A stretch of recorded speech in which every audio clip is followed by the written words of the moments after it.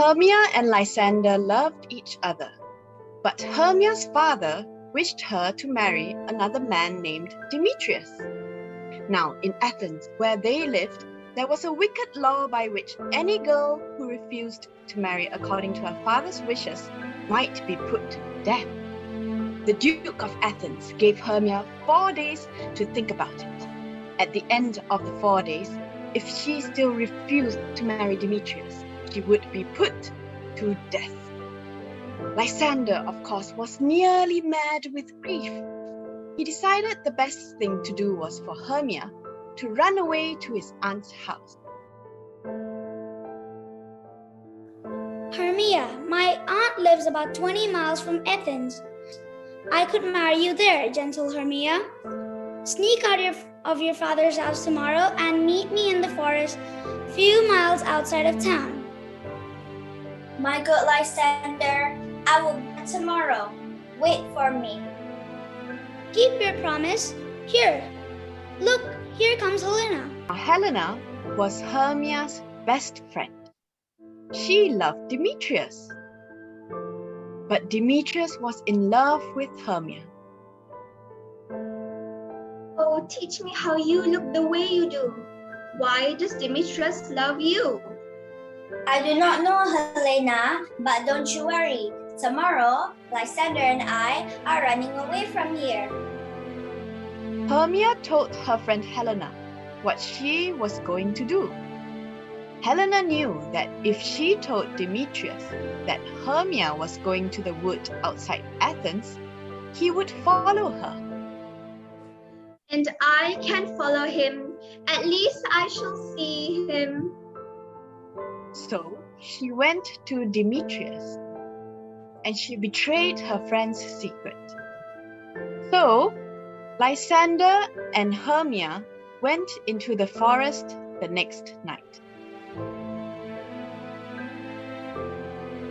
They were followed by Demetrius, and Helena followed Demetrius.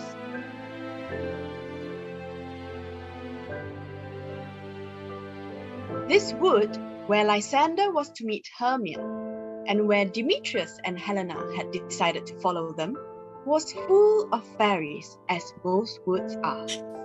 And in this wood, on this night, were the king and queen of the fairies, Oberon and Titania.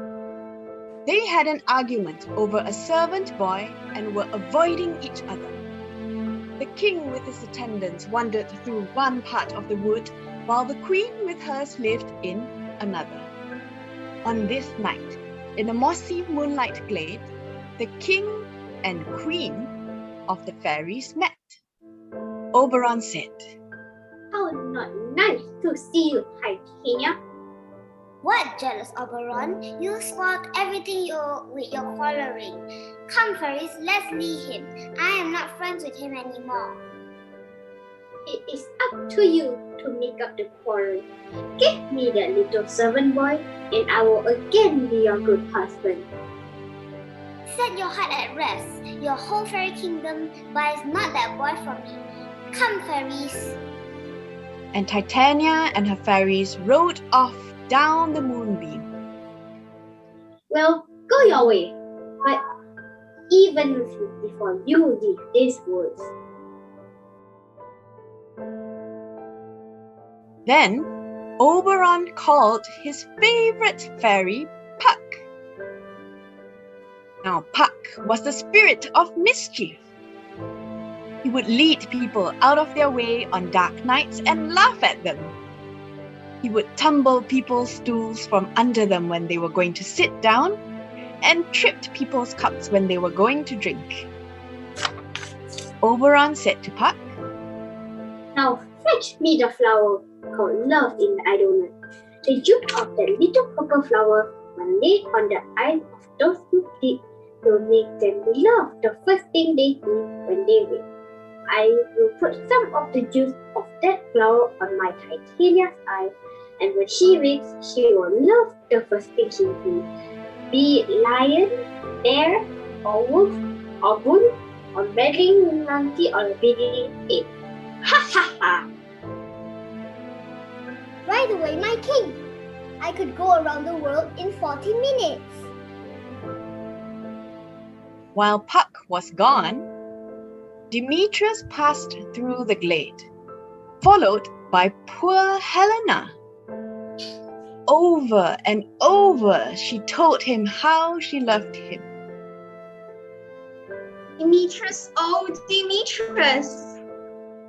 Still, he told her that he did not and could not love her. Look, I don't love you, so stop following me around. Where are Lysander and beautiful Hermia? Oberon was watching this from where he sat and was sorry for poor Helena. When Puck returned with the flower, he bade Puck follow Demetrius and put some of the juice on his eyes so that he might love Helena when he woke and looked on her.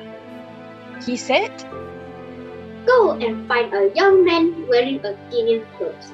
Put some of this flower's juice on his eye and make sure to do it in such a way that the next thing he sees is the lady I told you about. Do it carefully and make sure to meet me before the roosters first crow at dawn. Don't worry, sir. I'm at your service. and Puck flew off. Oberon then found Titania asleep on a bank where grew wild thyme, oxlips, and violets. Titania always slept a part of the night there. Oberon stooped over her and squeezed the juice on her eyes. Whatever you see first when you wake up, think of it as your true love. Even if he's a lynx, a cat, a leopard, or a wild boar, whatever is there when you wake up will be dear to you.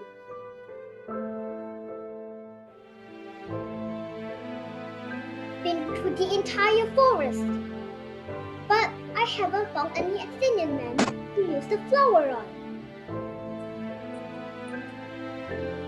Wait a second, who's this? He had found not Demetrius, but Lysander. And he was sleeping, and not far from him was Hermia. This must be the man Oberon mentioned. So, Puck put the juice on the eyes of Lysander. Not long after that, Helena came to where Lysander was sleeping.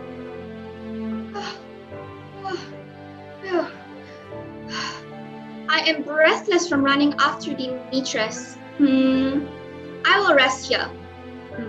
But who's this here? Lysander? On the ground? Is he dead? Wait, or sleeping? I don't see any blood or injuries. Lysander, if you're alive, wake up! Lysander woke up and saw Helena. And the moment he saw her, he came under the spell of the flower and loved Helena. Oh, radiant and beautiful Helena. Helena thought that Lysander was making fun of her, and she ran away. Lysander ran after her. When Hermia woke, she found Lysander gone. Where are you, Lysander? I just had a terrible dream. Where are you? Meanwhile, in the same wood, a group of villagers were practicing for a play. One of them was a weaver named Nick-Bottom. He was a great show-off and insisted on playing all the parts. Puck encountered them. Who are these country bumpkins swaggering around so close to where the fairy queen is sleeping? What? Are they about to put on a play? I'll watch and I'll act in too, if I feel like it. Puck was very amused with Nick-Bottom and decided to play a trick on him. When Nick came out to act, Puck changed his head into a donkey's head. His fellow actors howled in fear and ran away. Why is he running away? Is this some joke? Are they trying to scare me?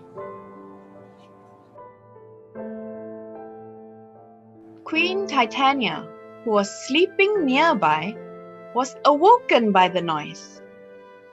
She opened her eyes and saw Nickbottom with the donkey's head. What angel is this? Are you as wise as you are beautiful? If I am wise enough to find my way out of this wood, that's enough for me. No, do not leave. Come with me, and I'll send my fairies to attend you. The spell of the love juice was on her, and to her, the furry-eared Nickbottom seemed the most beautiful and delightful creature on all the earth. She called her fairies to attend to Nickbottom. Would you like to eat anything? I should like some good oats and hay. His donkey's head had made him desire donkey's food. The fairies fetched Nickbottom everything he asked for.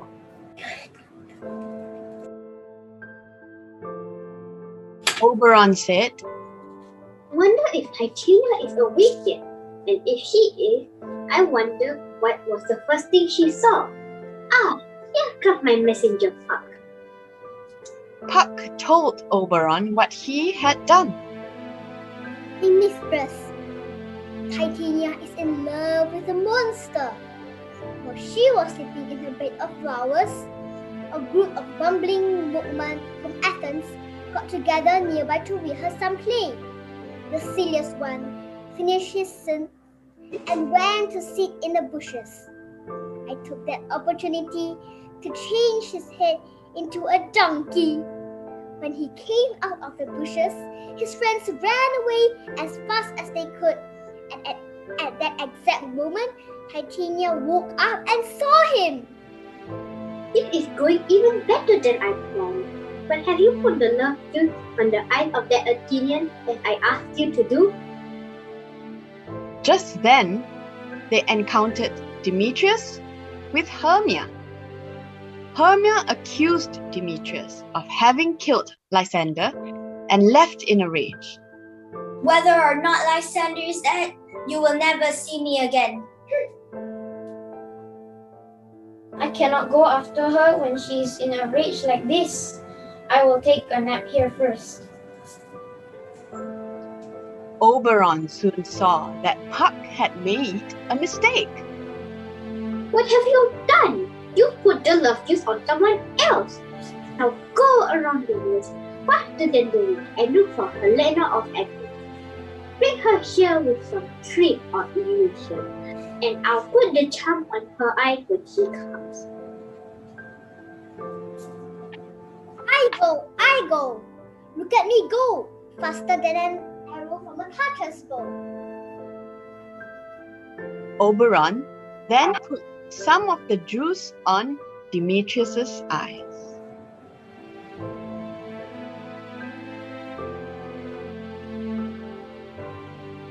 Captain of our fairy band, Helena is here at hand, and the youth mistook by me, pleading for a lover's fee.